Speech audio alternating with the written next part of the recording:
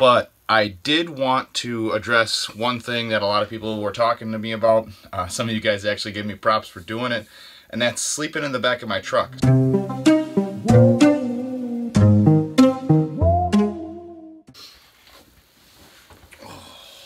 Welcome back, guys.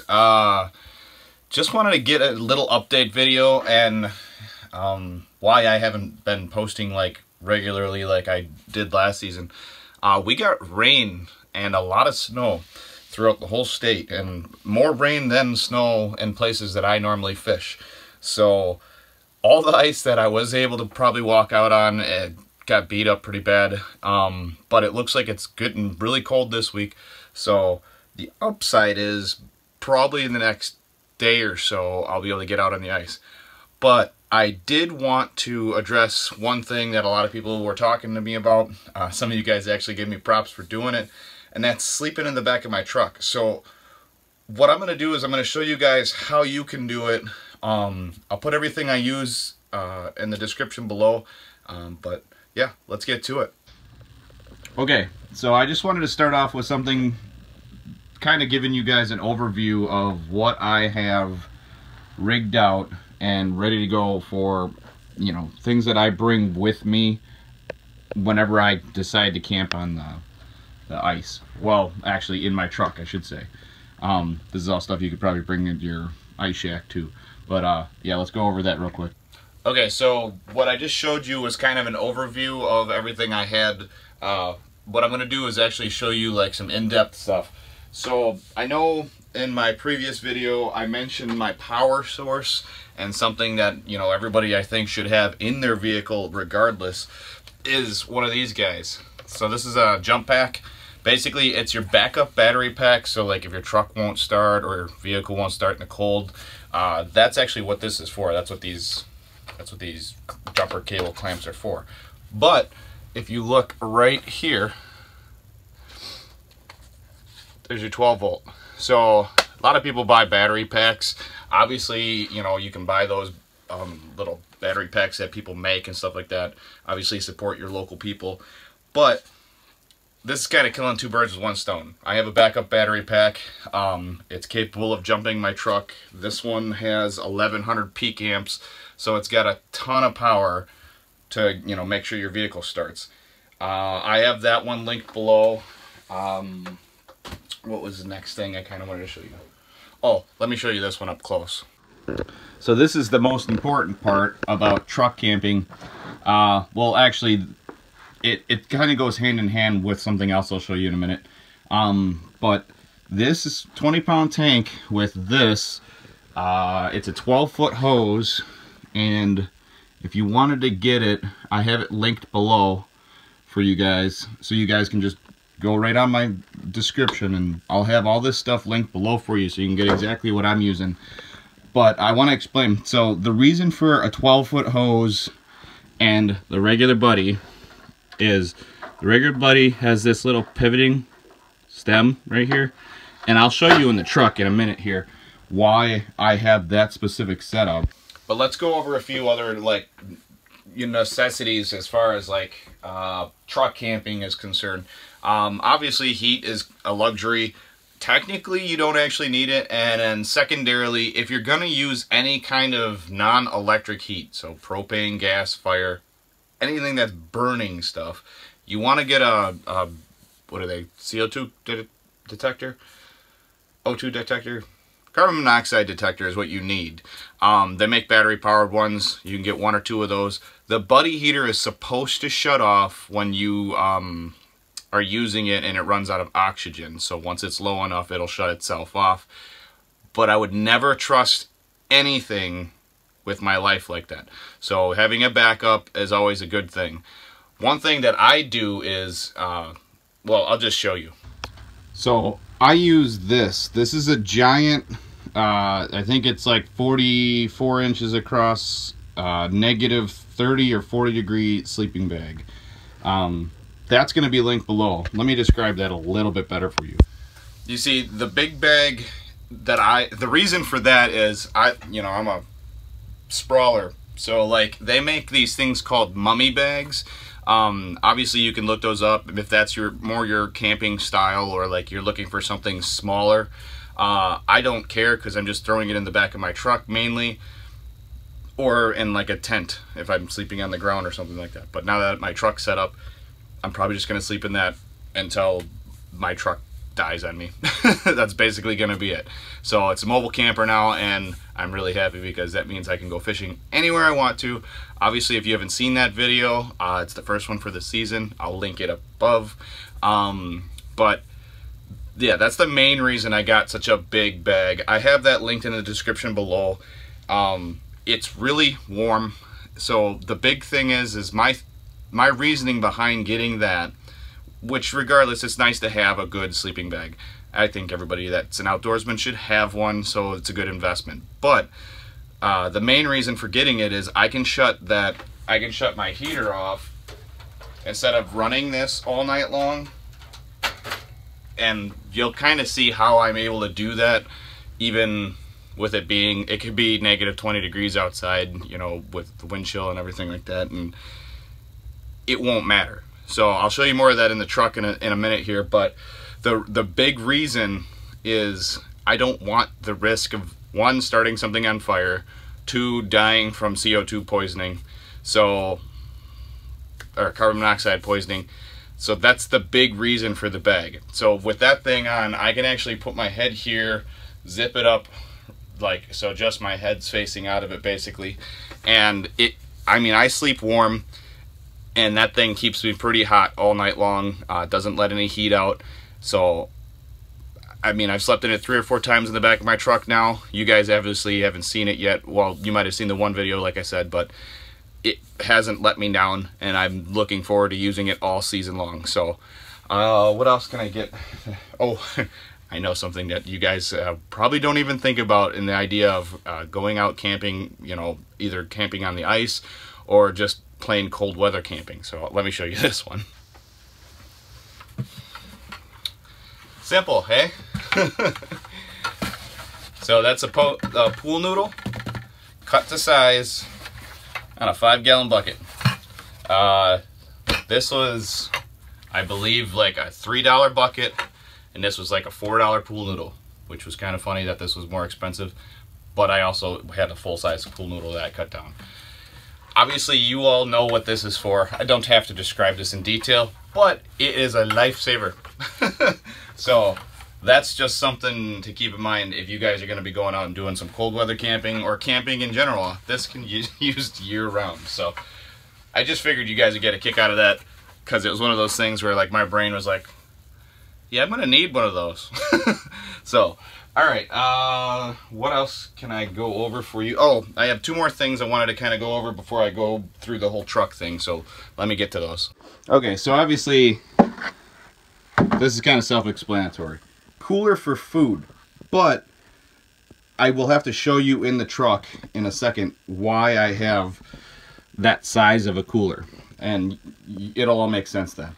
The other second thing is kind of a no-brainer, is a little cook stove, and then one that runs off of propane. So that will run off of this. So like all my accessories run off of this 20-pound tank. So I can cook myself a nice hot breakfast, dinner, and hot food on the ice is always welcome. So let's get to the truck. Okay, so let's go over how this is put together. It's very, very simple. Okay, so that's why that's the size it is. It actually fits in right by where the wheel well ends, so I can still close my tailgate.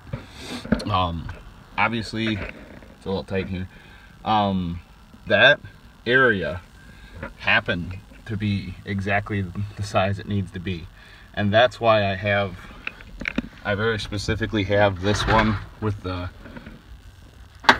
fold out thing, because I'll back up here so you guys can actually see it. Because if you look at where it's at right there in correlation to that back window that opens, so my truck does not have a sliding window back there, so I have to go out that window and out here. Okay, so it comes out that window right there, And then I pop this window open. It's one of those, like, you know, opens like an inch or two, just big enough for the hose to fit through here. And then I put my 20-pound propane tank inside the truck. Other simple modifications that I did was I made myself a little bed frame that fits over the top of the wheel well here, which it's fine that this overhangs like it does because there's no weight ever on here. Because if you look at where that's at to here, my body is over here. And that's another reason I got such a big sleeping bag too, is basically because of that. But other things you might see, I really ghetto rigged this one because this is the first time I did this, but it seems to be working, is I cut carpet to fit my entire bed. So if you look underneath there, I don't know if you can actually see inside there, but right in the middle of it right now is where I have my sandbags, right over my axle basically. That's going to make it so that I still have good traction, even two-wheel drive. I really wanted real insulation over the top of my windows there, just so I got like that extra insulation. So that's why it looks like that. As far as like the heat staying in, when I shut this and pin it up against the sides there, that's what I was trying to say as far as like that sleeping bag's concerned. You don't really need, you know, to run your heater all night long and risk all that stuff. One thing I would highly recommend though, so I got this cap for free, just so you guys, like, if you're wondering like why would you wreck cap, no, it was free. So one thing that I didn't do was when I did this, I didn't carpet that at first. So the problem with that was that was what was it called, fiberglass, and it was getting all over everything. So like I'd put these up and get fiberglass all over that. I'd get, you know, I'd sit up in there and rub my back on it. I'd get fiberglass on me and then on the sleeping bag and stuff like that. So those were things that you definitely want to stay away from forgetting to do. So other than that, I mean, it's really simple. This was a spray contact adhesive. I'll actually probably link that for you guys below if you want. That way you guys can pick up the same stuff that I used. That worked really good. It's on there forever now. One other thing, curtain rods that extend really good. Well, it's a shower rod. It fits right in that little pocket back here. So that's what allows me to hang my, basically my makeshift curtains, which is actually a blanket. That's a tip I give you because the blanket holds in a lot more heat. So yeah, as you can see, it goes across there. There's just enough room to fit that in place. Last thing before I forgot, I'm sure you guys seen it, but this is a default. Always have a shovel to undig yourself, especially if you're driving around on a lake or something like that. But I made it so that this thing will fit propane bottles underneath it and stuff like that, so it's just high enough. And then because I have my sand underneath there for my sandbags in the back here for extra weight, it fits right in there. Okay, so yeah, that's the truck. It's pretty simple. I mean, the bed frame, I believe, is like, you can make it with like 1 or 2 2x4s. No, 2, 4. I think it's 3 or 4 8-foot pine 2x4s with 1 sheet of plywood.